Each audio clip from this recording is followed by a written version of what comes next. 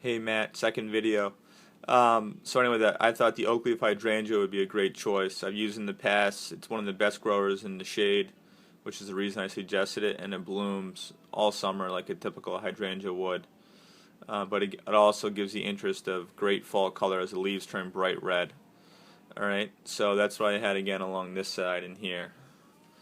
You do have two existing pear trees in here, but they both look very weak because there's no sunlight. So my suggestion is just take those down because I think my opinion is they're kind of an eyesore. Okay. So for the front of the house, let's see here. Here's your quote, which I'm going to send to you. For the front of the house along the side of the driveway was 34 linear feet. So again, I gave you three different options. Alright, I think the best option, which is the one I kept in the price, was the Taxus Media Hixie.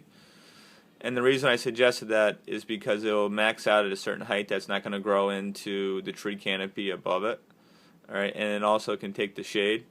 And we can get it at a pretty decent height at a really good price, so 4 foot tall right off the bat. So in a couple of years, when you're driving up and down the driveway or you're standing on the driveway, you won't be able to see down the street.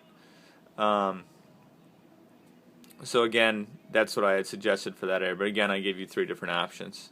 Okay, you're going to need to water all these plants at least 3 days a week for a year. So included within my price, I also have the soaker hose installed underneath the mulch around the base of all the plants. Okay.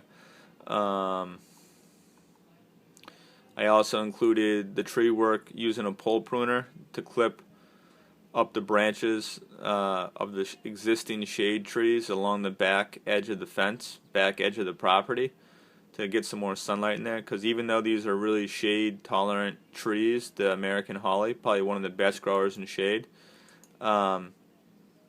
obviously if they get more sunlight, they'll still look better over time. So I included that within my price. And like I said, the way that I source my material, I buy it directly from farms on tractor-trailer load quantities. So I'll buy like 100 trees at a time. And then I have a 4-acre holding yard on Route 7 in Wilton.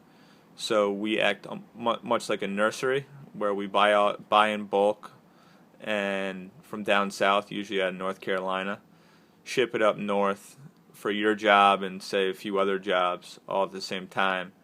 And it gives us a distinctive advantage when it comes to pricing on tree material.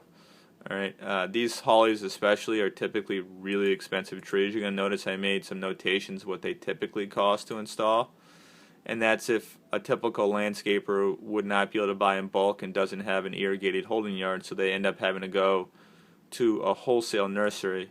And the wholesale nursery, what they do is they buy all their plants on tractor-trailer load quantities down south like we are, and then they resell it to a landscaper, and then the landscaper then resells it to you. So we effectively are cutting out the middleman, which again gives us a big competitive advantage on these trees.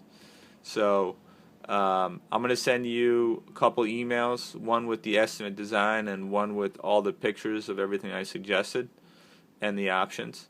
So we'll talk to you soon. Thanks again for the opportunity.